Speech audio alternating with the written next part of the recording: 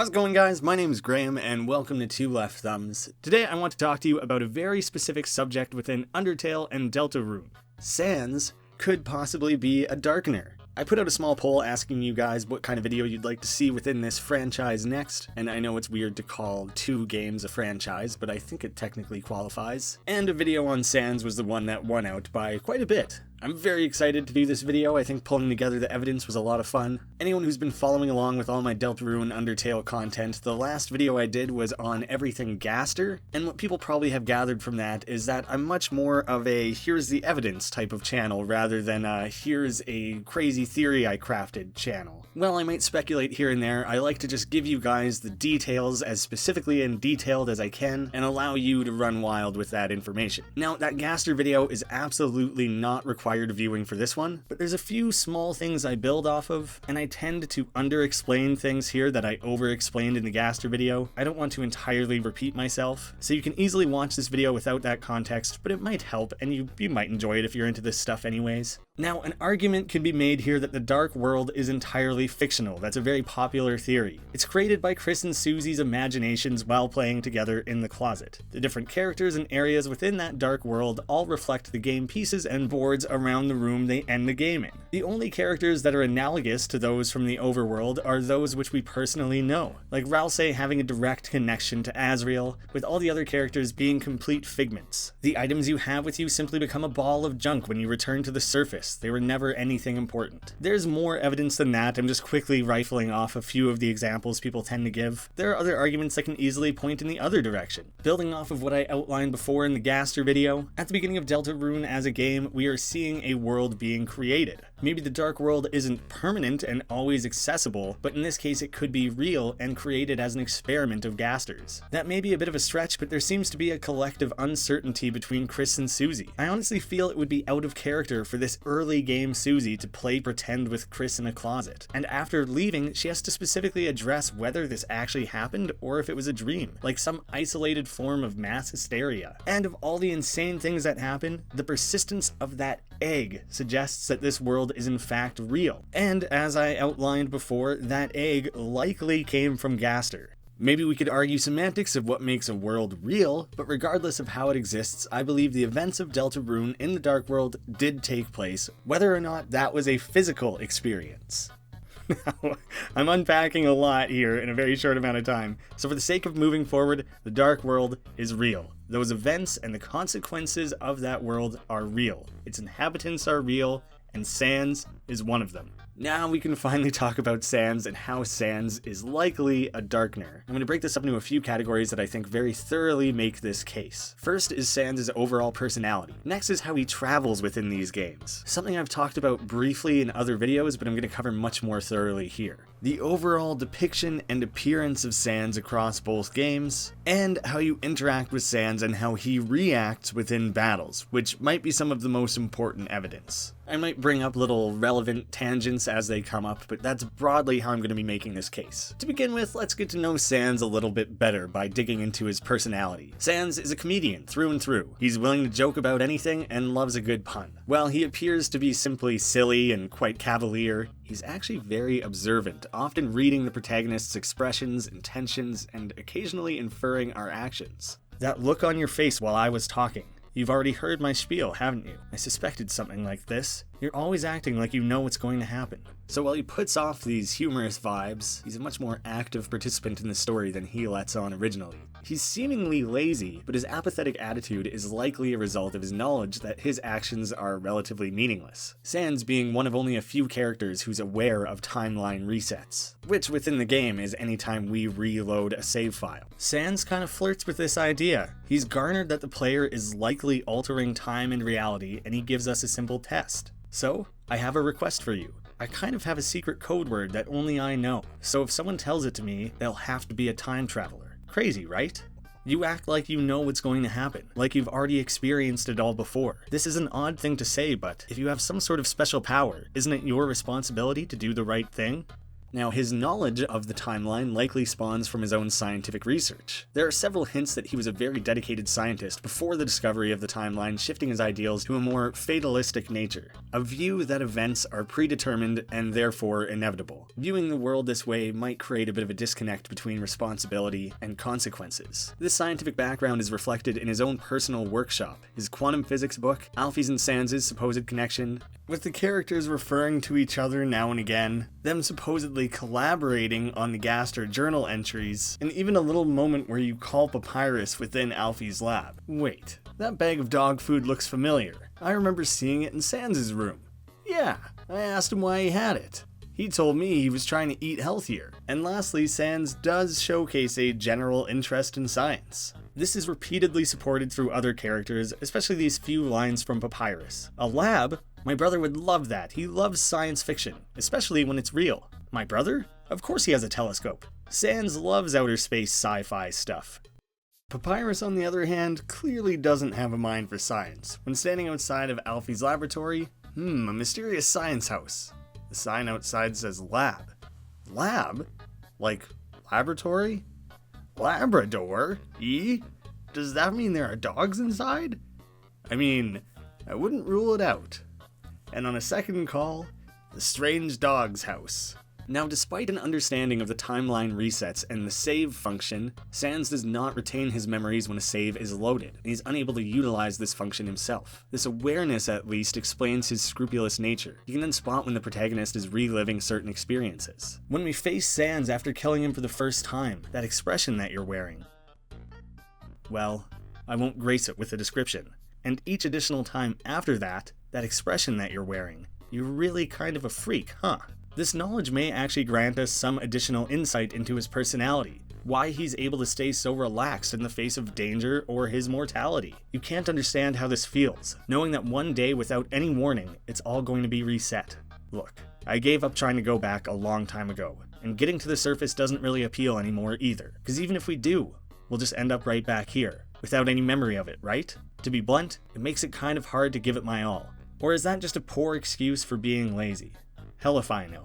There's some lie-to-me level analysis going on there, where Sans is reading our subtle shifting facial expressions, with these observations going so far that he's able to accurately assess the protagonist's EXP and love just by looking at them. Sans originally regards the protagonist as an anomaly, hoping that through good food, bad laughs, or nice friends, he could stop them from resetting the timeline. We're granted access to Sans' workshop only upon confirming that we are utilizing saves and traveling through time. Now, none of this is directly supporting the fact that Sans might be a Darkner, but it does give some context for how Sans behaves within these games. It also explains some of his quote-unquote abilities, which I can talk about next in how Sans travels. This insight into saves shows Sans' understanding of time manipulations, but the other piece of the puzzle as to how Sans can be a Darkner comes from the combination of both time and space, and how that is utilized across multiple universes or realities.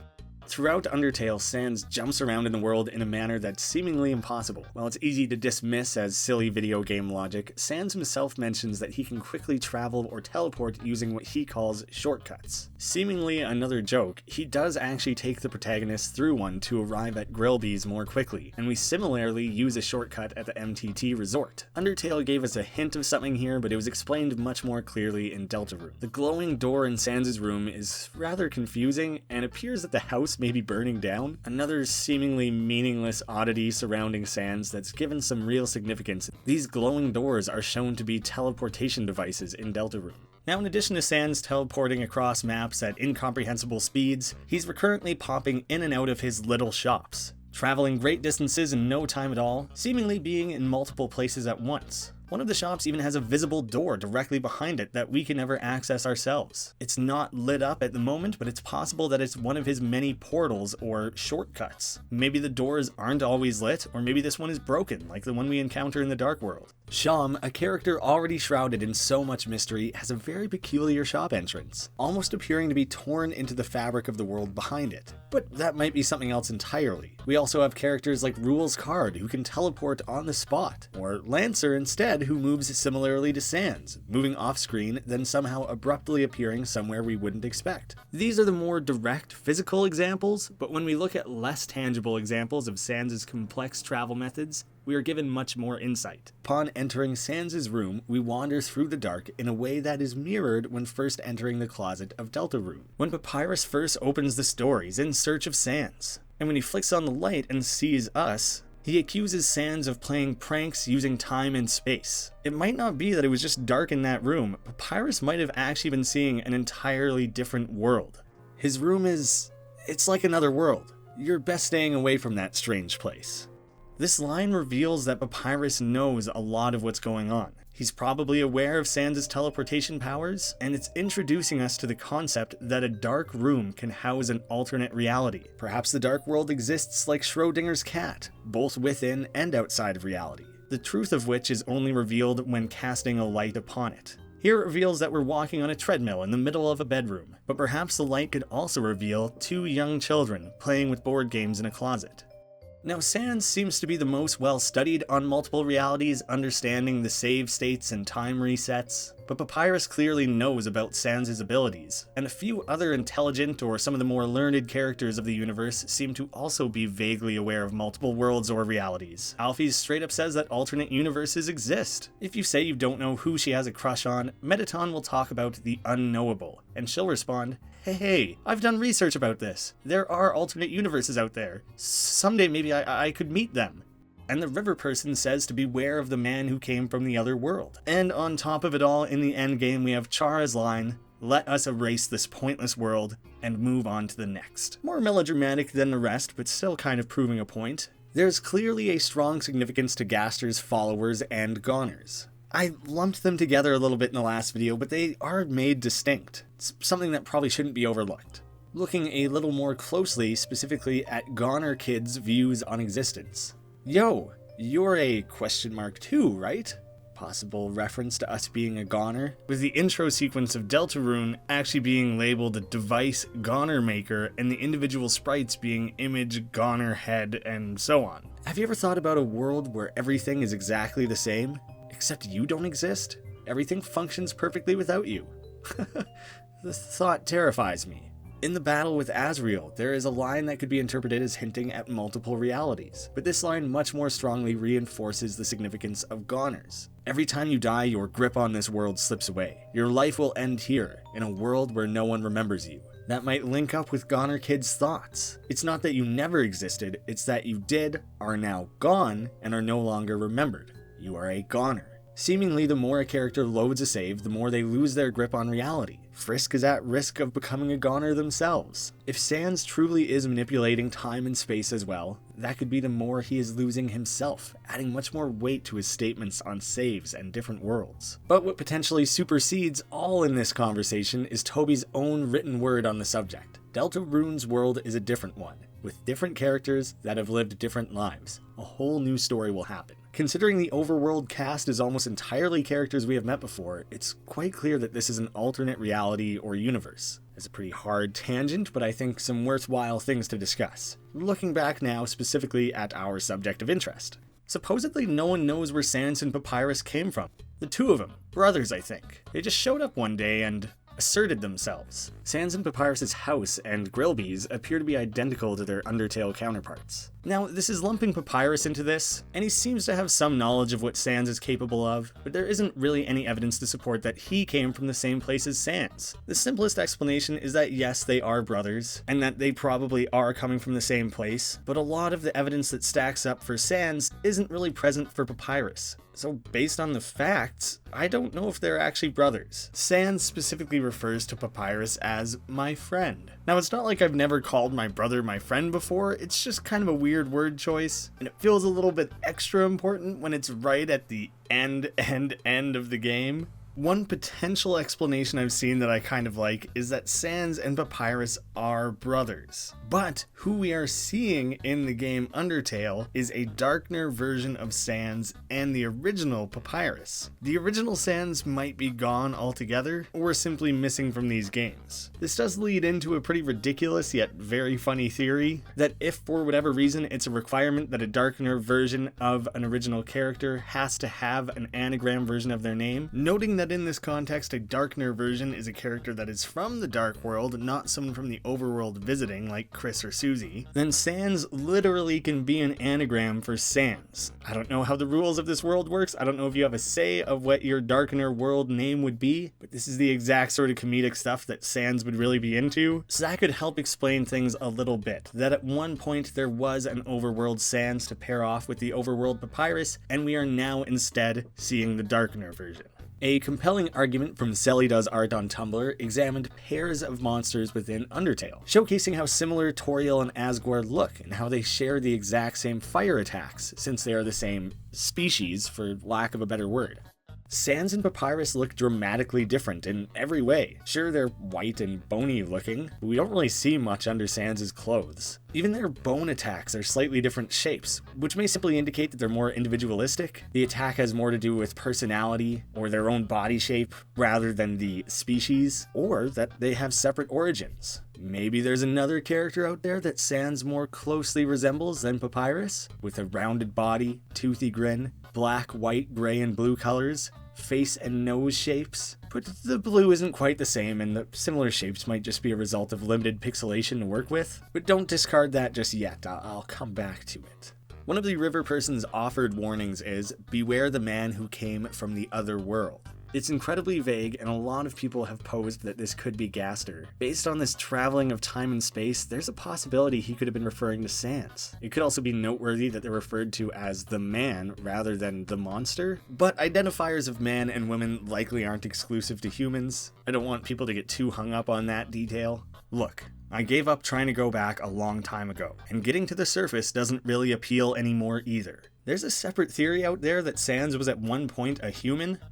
No, I don't mean that theory, it's more general than that, but this could explain some of his innate connection with Frisk, how he's able to read their face and emotions better than everyone else. Could also explain the townsfolk's confusion by his presence, how he's able to manipulate the world in a way that others aren't, his humanoid-looking skeleton, and the fact that he bleeds. All of that does support that he might be human. It could also explain the bond that he has with Toriel. If he was someone who fell down, was cared for as a human, and eventually became a skeleton, they may no longer recognize one another, but there would still be that connection deep down. But I think this line very clearly frames that he would not be going back to the surface. Getting to the surface doesn't really appeal anymore either. Going back and going up are expressed as two separate ideas. If going back meant going up, he wouldn't separate the thoughts like this. The surface isn't somewhere he's ever been, so I would say he's certainly not human. If he's not home where he is now, and if home isn't up above, then that means SANS did come from somewhere else. I think that's a crazy important piece of evidence that's seemingly insignificant without the context of Deltarune. I love the fact that deep seeds like that have been sitting there planted so long ago. At the end of Deltarune, it seems that SANS has only very recently arrived. This is reminiscent of how he is also new to Undertale's world. He as a character is frequently on the move, before eventually getting caught in a time loop in Undertale. And if he's just now showing up in this world, it's completely possible that the way we entered the Dark World is the same way that SANS got out. Now, a lot of this just provides context and is rather circumstantial and kinda starts to point in the right direction.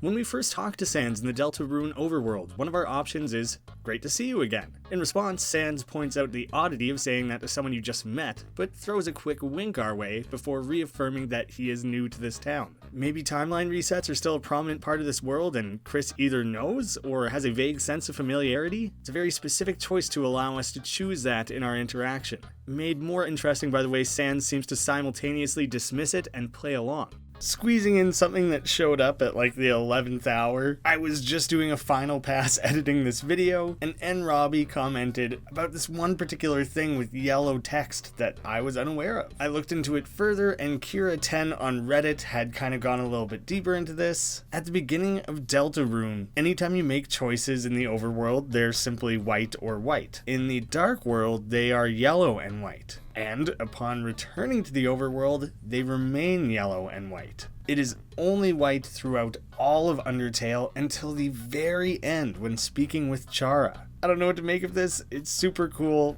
definitely keeping an eye out for that in the full Deltarune game. A simple, small detail, but something that could have a tiny bit of weight. In SANS' room in Undertale, there's a thank you letter written to Santa. We know that Santa exists in Undertale, we've seen other characters reference him, or this note could be a leftover from an alternate universe. The town in Deltarune is filled with Christmas references. I think it's a very clever little seed laid here by Toby, in that it was obviously meant to apply to either world.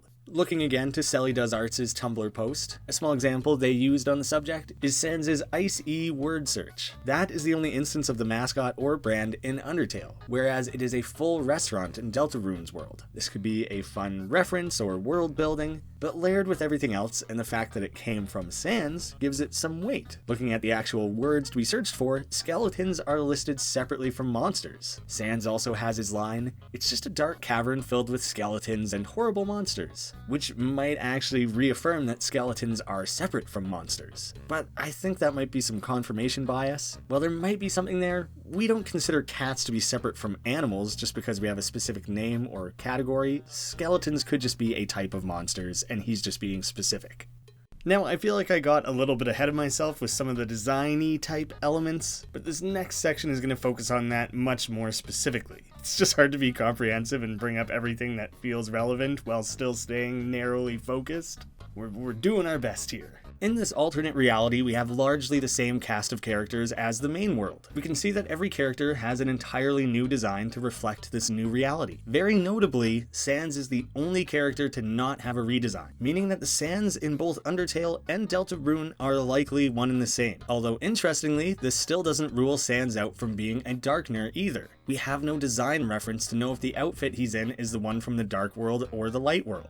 Because we're lacking the reference, we don't really know which of these three worlds is his original. We never actually see Papyrus in Deltarune, so we can't confirm whether or not he's been redesigned. Papyrus was seemingly left out of Deltarune because it would have given us too big of a piece of the puzzle. If we saw Papyrus and he had a redesign unlike SANS, it would probably confirm that these two probably aren't direct brothers, but also that there's more going on with SANS than meets the eye. While speaking to these design choices, we should look at character portraits during dialogue. Talking sprites in Undertale directly use the same head as their uncolored battle sprites. The characters of Deltarune's overworld all speak with plain black and white portraits, similar to what we saw in Undertale. When we travel down into the Dark World, Susie's portrait remains black and white, while characters like Ralsei and Lancer have fully colored images. As a side note, this seems to confirm that Ralsei is indeed a Darkner version of Azrael, rather than directly being Azrael hiding out in the Dark World. Not the most common theory, but I've seen some confusion, so I'm just trying to clear that up while we're at it. We also have no inverse example of how a Darkner would be represented in the overworld, whether or not they would suddenly revert to a black and white portrait.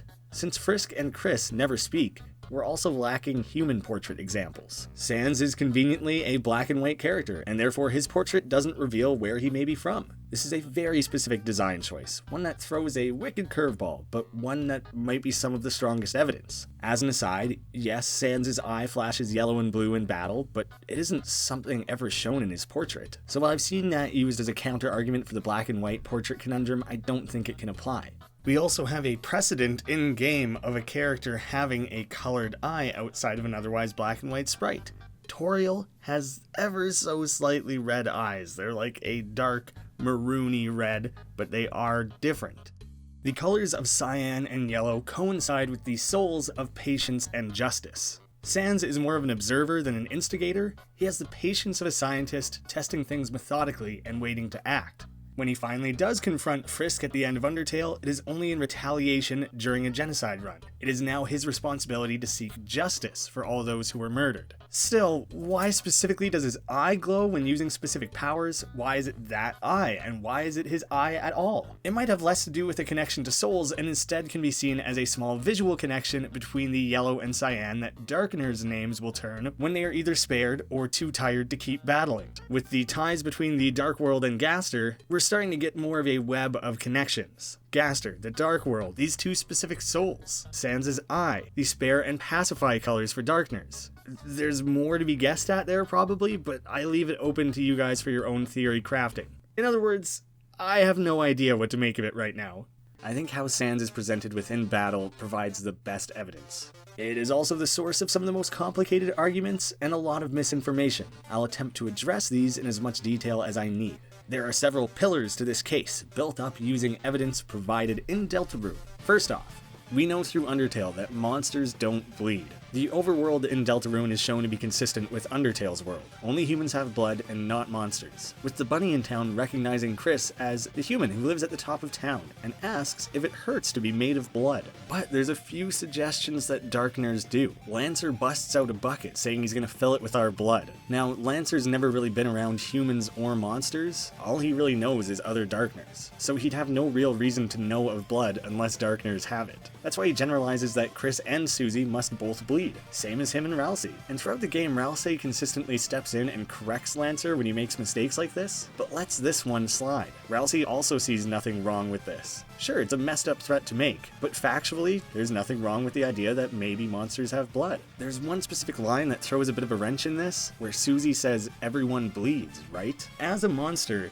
Susie shouldn't have blood, so it would be inaccurate to lump her into this statement of everyone. But it is probable that she's simply using it for the sake of the threat, using Lancer's assumption of everyone bleeding to her advantage. It's a lot more intimidating to say everyone bleeds than to factually lay out who in the room does and doesn't bleed. So supposedly, Darkners can bleed. SANS in Undertale is seemingly one of the only characters shown to bleed, something he shouldn't be able to do as a monster. People have spun out a lot of theories about this, that it's injected determination leaking out of him, or his bone marrow contains red blood cells. These are interesting, but rather speculative or based on misinformation. Our examples of monsters using determination are Undyne and the Amalgams, and a little bit in Alphys' lab notes, but these are the ones that we physically see. In either instance, their bodies cannot handle it and begin to melt or disintegrate, while in the end, still dying in the usual cloud of dust. And while red marrow is a thing, it exists due to the production of red blood cells. Why would anything that doesn't have blood produce red blood cells? If the argument is that SANS' bones do have red marrow, then the argument is also that yes, he has blood.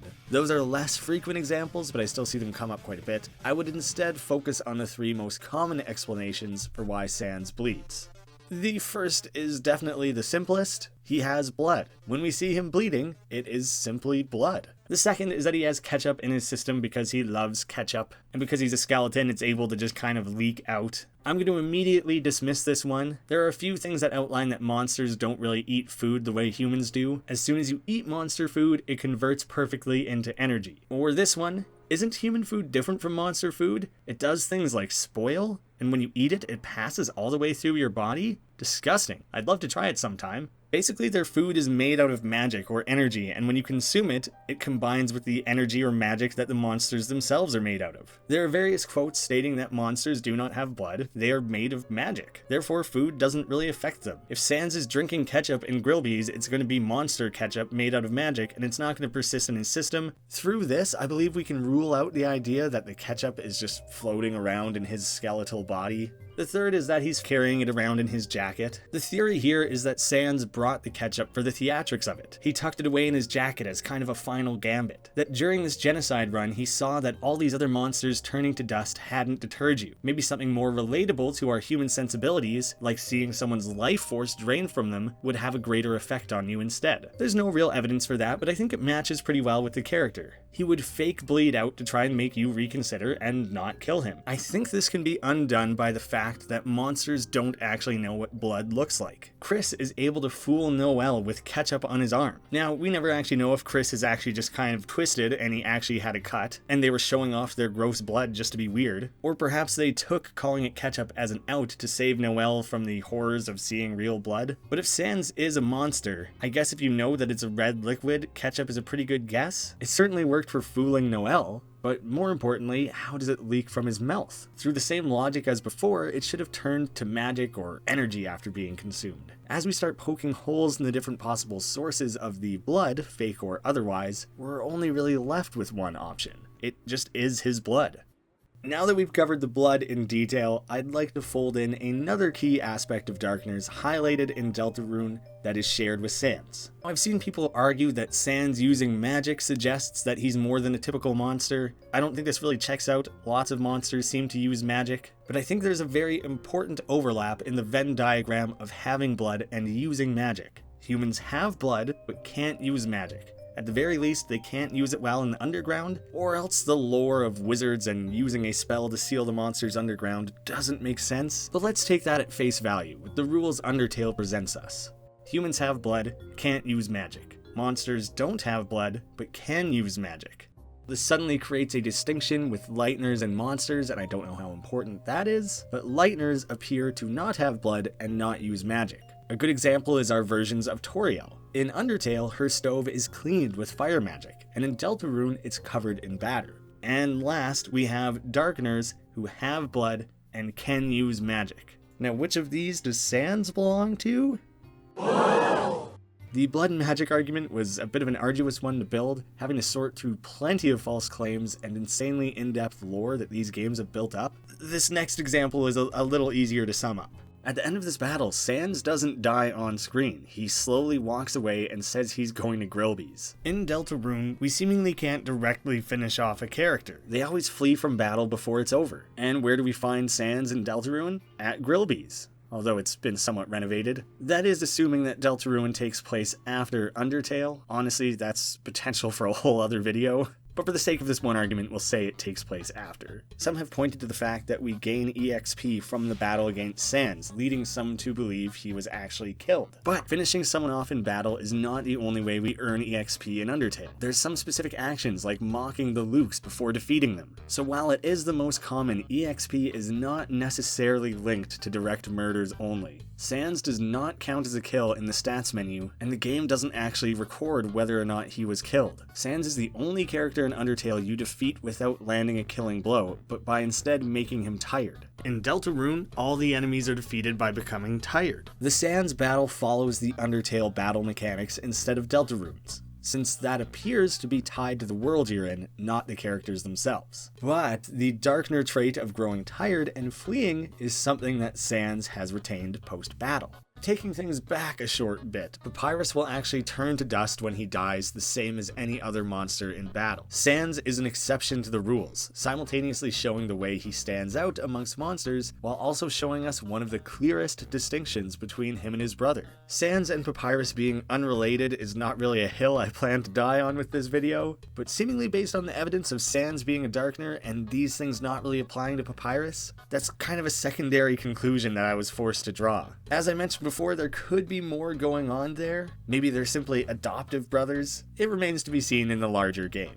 SANS is also the only character in Undertale that can dodge attacks, which is something the Darkners consistently do. Monsters throughout Undertale are unable to dodge attacks. There are a few exceptions to this, but there are explanations for each. The different Amalgams and Asriel seem to be the only characters that can actually properly dodge attacks. Now, Asriel at this point is basically a god, so maybe the ability to dodge has become available to them, or more likely it follows the logic seen with the Amalgams. We are actually hitting them, and there is some form of recoil, but we're only dealing 0 damage, which the game registers as a miss. Now, the only other exception outside of these is SANS. He's a character that appears to very actively dodge our attacks and result in a miss. Either he's godlike powerful like Asriel, or it's some special ability that Darkners have. There's a theory that his ability to dodge stems from his knowledge of the timeline resets. He's encountered Frisk in their attack patterns enough times to sometimes predict and avoid what's coming next. I do actually like that theory. That kind of makes sense. It follows the in-world logic. So that one's a little ambiguous. It can be a checkmark under multiple columns there, but it could be interpreted to be something that connects him further to the Darkners. Taking this a step further, once again from Sally Does Art, thank you so much for the amazing research you did. It was very nice to see someone in agreement and being able to have some complementary arguments to build off of. Monsters in the underground have an HP bar that appears when they are hit. SANS is the only regular monster to not have an HP bar. And you've probably guessed where this is going already. None of the Darkners have HP bars when hit. I've seen the argument that only Darkners and SANS are able to manipulate and move the space our souls move in during battle. The Spade King very specifically does this, and to an extent Muffet, one of the Amalgams, and Papyrus kind of do. They each do it to varying degrees, and SANS doesn't appear to do it in any specific way that shows him to be more similar to the Spade King than the monsters in Undertale. It's definitely a unique power that only specific characters have, and maybe this tells us more about other characters like Muffet and Papyrus rather than disproving anything else. But rather than speculating too hard, I think we just need to dismiss this one until we have further evidence. If anyone can better explain why this should be treated as more important, please let me know. So, blood, magic, and dodging, which sounds like a Red Hot Chili Peppers album, also make up the pillars of my battle evidence, and I think together maybe make the best case for SANS being a Darkner. But we aren't done yet. I talked about the song Don't Forget in the last video, more in the context of its connections to Gaster. There's an interpretation that the lyrics are a directed message attempting to help SANS retain memories across resets. The title of that song obviously connecting to the Don't Forget photograph we find in his workshop. The song even has the lyrics, "Don't forget, I'm with you in the dark," which may be in reference to the Dark World. The photo in SANS' workshop drawer changes depending on which playthrough you're on. The photo of 3 smiling people with the words "Don't forget" only appears when meeting Clam Girl, where she tells you about Susie. This addition was made to the game at the same time Deltarune was being worked on, so that difference is very intentional. Toby had likely named his character by that point, and even if it was still being tinkered with, he probably would have patched it by now. Perhaps names in the Dark World aren't always anagrams, like Ralsei and Asriel, and Susie with a Z is the Darkner version of our Susie? But back to the photo. This could be Chris, Susie, and Lancer. It could also be Chris, Susie, and Ralsei. It's ambiguous enough that there are so many different ways that it could be taken, but having the 3 people smiling and the text "Don't forget" seems to directly fold in with the ending theme of Deltarune, celebrating the glory of the 3 heroes spoken about in the prophecy, with a line in the song, "Don't forget, I'm with you in the dark." It's all speculative, but there's a lot of different cool ways that this could be tied together and interpreted. There's clearly a connection here, we just are missing a few pieces of the puzzle, I think. Regardless of how that song, photo, and Dark World precisely tie together, it appears to be a very deliberate connection and one that shouldn't be ignored.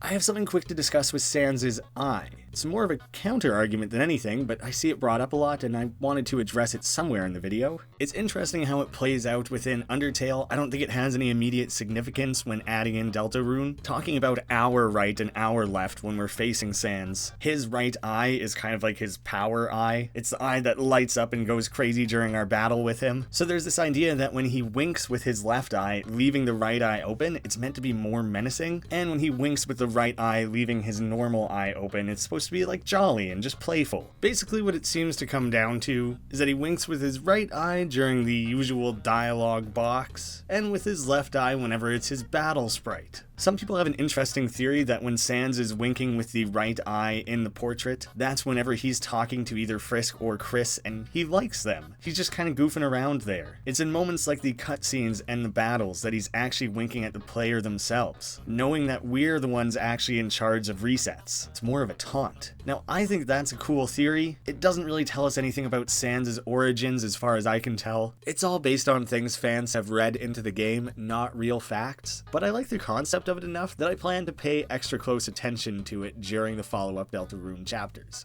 If you have anything more to add on to that, I'd be happy to hear it, but based on what I've come across, it's interesting but doesn't contribute to the larger Darkner narrative. The Undertale soundtrack contains a bit of a red herring with the unused track, Song That Might Play When You Fight SANS. Despite not having a role in the game, its inclusion in the official soundtrack hints at its significance. About 10 seconds in, I would recommend headphones for this, you can hear a sampling of the Gaster leitmotif in your left ear only.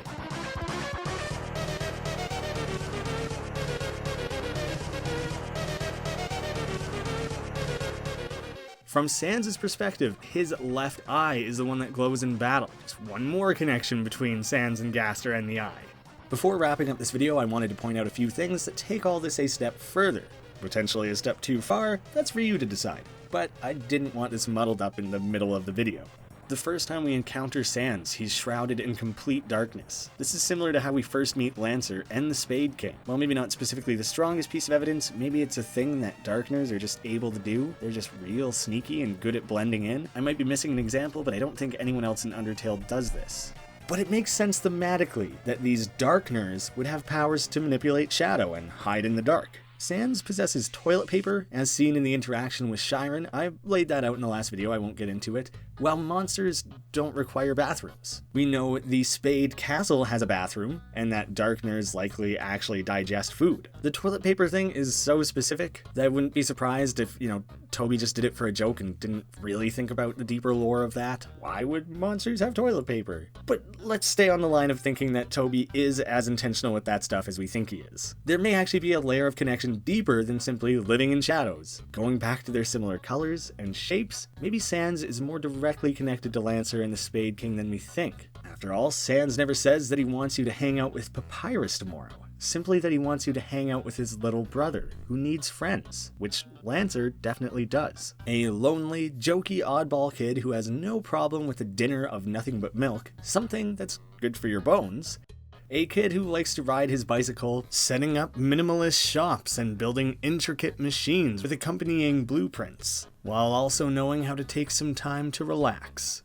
Earlier in the video when I mentioned SANS and Lancer seeming kind of similar, I said I would come back to it, and what better way to do so than by talking about their different blues? Seemingly, Lancer's specific blue cannot be found anywhere within the Spade King sprite, and they're directly related. All three characters have their exposed, toothy grins, further reflected by the pictures on the walls of Spade Castle, all featuring smiling faces. The motif of spades having big, toothy grins is seen in several pieces of imagery and architecture throughout the castle. Threading things back to Gaster, we clearly haven't spoken of him enough yet. The Gaster Blaster face appears to also have a subtle spade theme, as well as a three-pointed crown shape and a nose crest that appear to be reflected in the Spade King. Perhaps this is either the craziest or most sane thought of the entire video, but maybe these are the three characters smiling on SANS' photograph. A memento of when he left his home in the Dark World.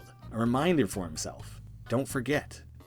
You ready for a rapid fire round? This is likely just a series of neat coincidences, but I think it could be fun to fully unpack this, even if it ends up being dramatically wrong. We know that we've met the Spade King and Jack, with the Queen being missing, leaving us with an unknown Ace of Spades, which I think may be SANS. In cards, an ace can be either a 1 or a 14, the lowest value card before 2, or the highest after the King. SANS' stats are both 1 and 1. He has the dichotomy of being the weakest enemy, but also the hardest boss fight. When SANS uses his super special attack, he scrolls past the screen 14 times. One of the most well-known brands of cards is Bicycle. And in Cardology, which is a little bit like astrology, there's this idea of assigning cards to beings and the meaning behind those cards. The Ace of Spades is seen as the most mysterious card and a card of ancient wisdom.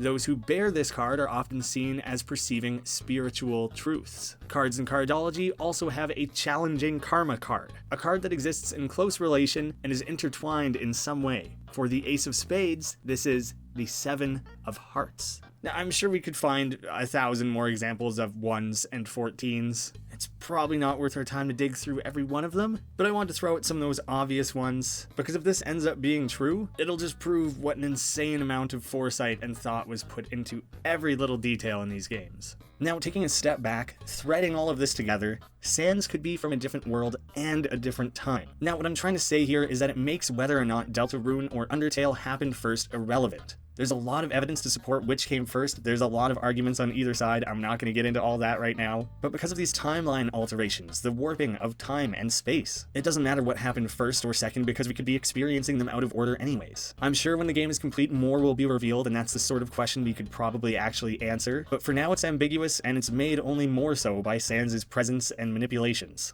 And with that, I think I've fully made my case, laying out all the supporting evidence that I think agrees with the theory and doing my best to debunk things that don't quite line up. Is this ironclad? No, probably not. But it's as close to that as I can get with the current state of these games. Presumably the follow-ups will provide more evidence, if not direct answers. This video literally took a year to make. That's not an exaggeration, while at the same time is kind of an exaggeration. I started it back in like December 2018. People had pitched the theory, I started assembling evidence, crafting it all together, but I would work on it for like a couple days and then end up throwing it out and starting over. And I did that on and off over and over and over, before eventually setting it aside for like 7-8 months, something crazy like that. In that time, people had come up with new ideas, new connections, new evidence. And that time around, coming back to it, it was much more clear how everything fit together. But even then, this still took weeks of scripting and editing and revising and moving things around and trying to keep things clear and concise as much as possible, it was an uphill battle. I can easily say I've never put more work into a video, amazingly somehow topping the amount of work it took to make that first Gaster video. So I'm so wildly happy to have it out there. Whether or not you disagree with this theory, I want to hear from you guys either way.